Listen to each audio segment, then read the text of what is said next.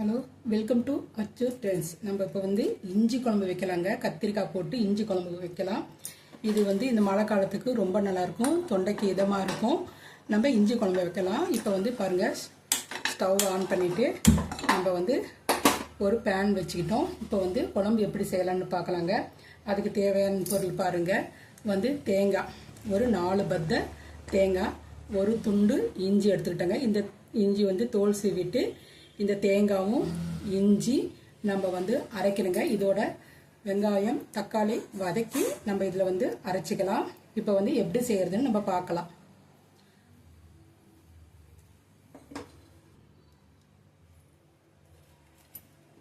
நம்ம தக்காளி வெங்காயம் வதக்க ஒரு சின்ன கடாய் வச்சுட்டோங்க.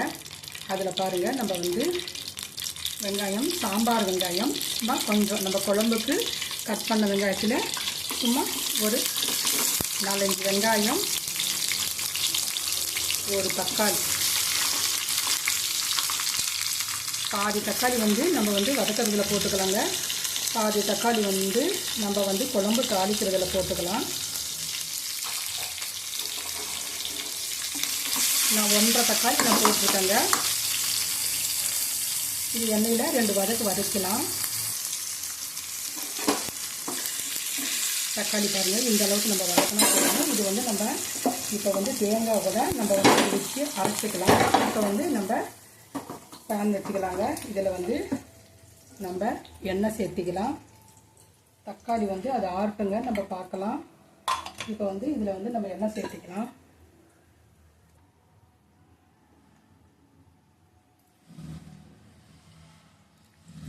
எண்ணெய் நம்ம சேர்த்திக்கிட்டோம். இதில் கடுகு உளுத்தம்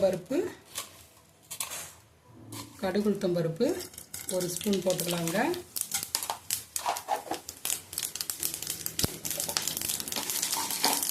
வெந்தயம் சும்மா கொஞ்சமாக ஒரு 1/4 ஸ்பூனுக்கு கம்மியாக வெந்தயம் போட்டுக்கிட்டோம். இப்போ வெங்காயம் தக்காளி பூண்டு கருவேப்பிலை எடுத்து வச்சுருக்குறேங்க. சாம்பார் வெங்காயம் போட்டால் ரொம்ப நல்லாயிருக்கும். சாம்பார் வெங்காயம் இப்போ போட்டுக்கலாம்.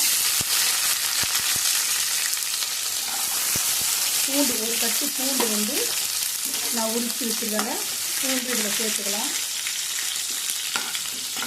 இந்த இஞ்சி குழம்புல ரொம்ப தொண்டைக்கு ரொம்ப இதமாக ரொம்ப நல்லாயிருக்கும். இந்த மழை காலம் குளிர் காலத்தில் இந்த குழம்பு நீங்கள் செஞ்சு சாப்பிட்றதுனால அடிக்கடி சளி பிடிக்காது, ரொம்ப நல்லாயிருக்கும். நல்லா வெங்காயம் 2 பார்த்துக்கணுமே. தக்காளி ஒரு தக்காளி இதில் போட்டு பொடி பொடியாக கட் பண்ணிவிட்டு மொத்தம் 3 தக்காளிங்க. 1.5 தக்காளி வதக்கி அரைக்கிறதுக்கு எடுத்துக்கலாம். 1.5 தக்காளி நீங்கள் இதில் வதக்கிறதுல போட்டுக்கோங்க. ஒரு 2 நிமிஷம் தக்காளி வெங்காயம் வதங்கிட்டோம். இதில் கொஞ்சம் உப்பு சேர்த்துக்கலாம். உப்பு சேர்த்துட்டு இது நல்லா 2 வதக்கலாங்க. பாருங்கள், இஞ்சி பச்சையாதாங்க, இஞ்சி தேங்காய் அதோட வதக்கி வச்ச வெங்காயம் தக்காளி இது ஆனதுமே இது 2ம் நைஸாக அரைச்சிட்டு வந்துடலாம்.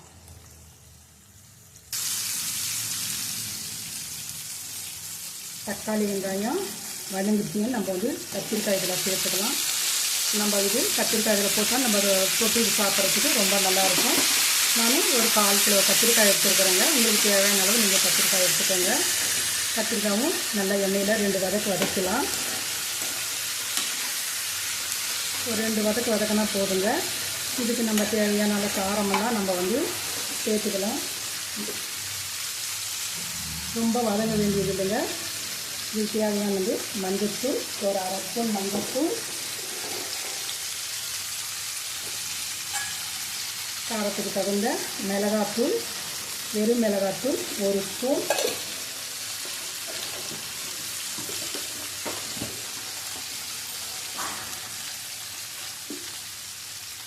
மல்லித்தூளுங்க.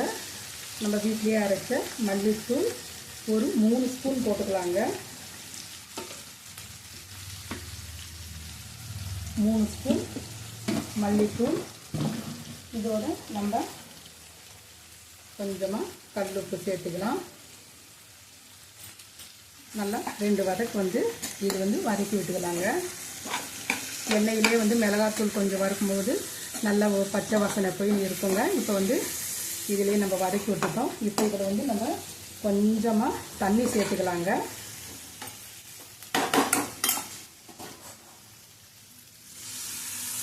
தண்ணி சேர்த்து ஒரு 2 நிமிஷம் 3 நிமிஷம் கொதிக்கிட்டுங்க. காய் வந்து கொஞ்சம் வெந்தால் போதுங்க. அப்புறமேட்டு நம்ம வந்து தேங்காய் புளியெல்லாம் ஊற்றணும்.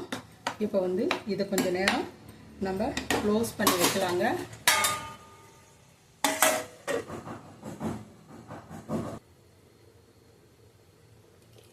நம்ம ஒரு எலுமிச்சம்பழம் சைஸு, சின்ன எலுமிச்சம்பழம் சைஸு புளி வந்து நல்லா கரைச்சி நம்ம எடுத்துக்கலாம்.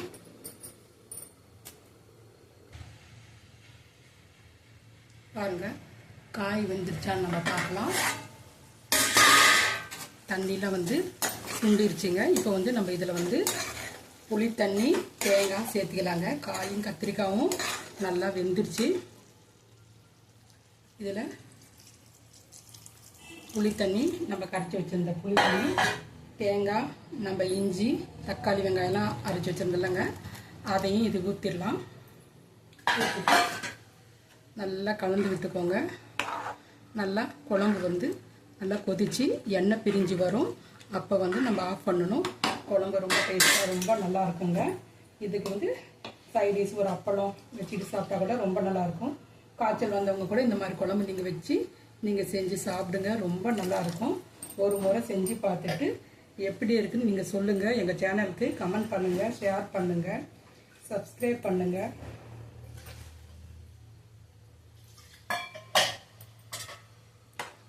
போதும், இந்த அளவு தண்ணி இருந்தால் போதும். இது நல்லா குழம்பு நல்லா சுண்டி வருங்க. சுண்டி வந்த வாட்டி நம்ம வந்து எண்ணெய் பிரிஞ்சு வரும்போது நம்ம பார்க்கலாம்.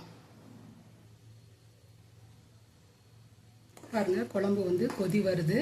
நீங்கள் இந்த டைமில் நீங்கள் வந்து உப்பு காரம் கம்மியாக இருந்தாலும் கொஞ்சம் காரம் கொஞ்சம் உப்பு வேணும்னா போட்டுக்கோங்க. புளி வந்து ரொம்ப போடாதீங்க. ரொம்ப புளிப்பாயிடுச்சுன்னா குழம்பு டேஸ்ட்டு மாறிடும். நீங்கள் வந்து இந்த மாதிரி கொஞ்சம் உப்பு காரம் மட்டும் நீங்கள் பார்த்து நீங்கள் செக் பண்ணி நீங்கள் உப்பு போட்டுக்கோங்க. போதும். இஞ்சி குழம்பு ரொம்ப நல்லா இருக்குங்க. இஞ்சி கூட நம்ம அதிகம் ஒரு 2 இன்ச்சு அளவு வந்து இஞ்சி இருந்தால் போதும். தேங்காய் ஒரு 4 பத்த தேங்காய், ஒரு 1/4 மூடி தேங்காய்ங்க போட்டு இஞ்சியும் தேங்காயும் அரைச்சிட்டு வெங்காயம் தக்காளியும் அரைச்சிக்கோங்க. ரொம்ப நல்லாயிருக்கும். இஞ்சியெல்லாம் வதக்க வேண்டியது இல்லைங்க. பச்சை இஞ்சியாக போட்டால் தான் வந்து தொண்டைக்கு நல்லாயிருக்கும். வதக்கினா அந்த காரம் வந்து போயிடுங்க. அதனால் வந்து பச்சை இஞ்சியை நீங்கள் போட்டுக்கோங்க. ரொம்ப நல்லாயிருக்கும். குழம்பு வந்து நல்லா வந்து கொஞ்சம் சுண்டி எண்ணெய் பிரிஞ்சு மேலே வரும்போது நம்ம வந்து ஆஃப் பண்ணிடலாம். மல்லித்தலை போட்டு நம்ம ஆஃப் பண்ணிடலாம்.